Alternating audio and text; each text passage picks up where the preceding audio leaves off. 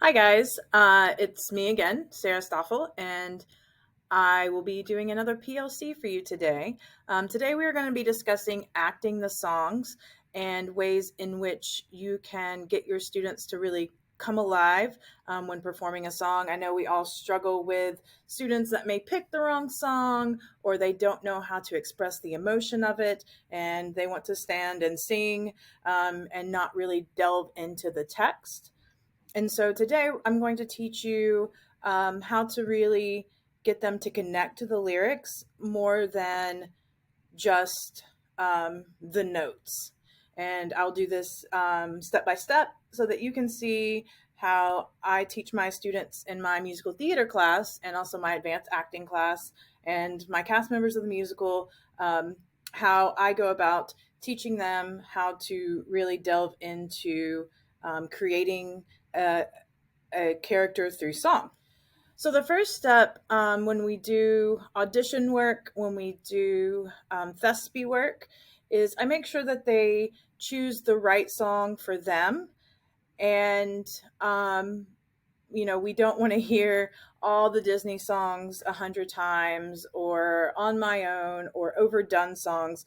So I do give them a list of overdone songs that they probably don't want to use for auditions or don't want to use for choosing a thespian or auditioning for thespies or college scholarships. And so those are our absolutely not list. And I collect that. They send out, BroadwayWorld.com sends out a new list every year. And you can also find those on the internet as well. So I highly encourage you to share that list with your students so that they can pick the right song. I also encourage them to take the time to research older or lesser known musicals. And I have them create an off Broadway playlist, a classic Broadway playlist from the 1940s to the 1960s, songs that we may not have heard in a while. Those are always a good option. Um, and lesser known musicals always have really good character arc songs, so that students can use.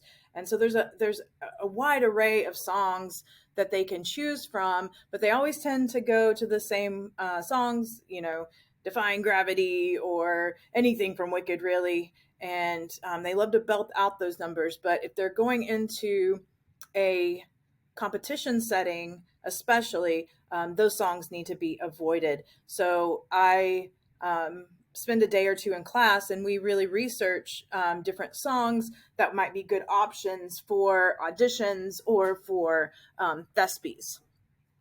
Um, Also, higher is not better.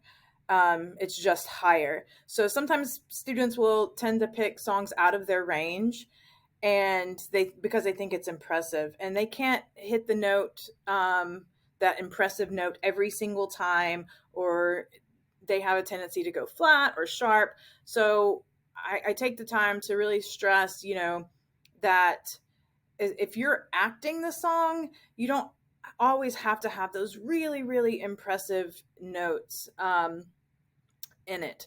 So if you can't hit them, or it's difficult, or it's going to hurt your voice, then those are not the best songs for you. Another thing I do is I encourage students to avoid songs that are out of their age range. So a lot of times they'll,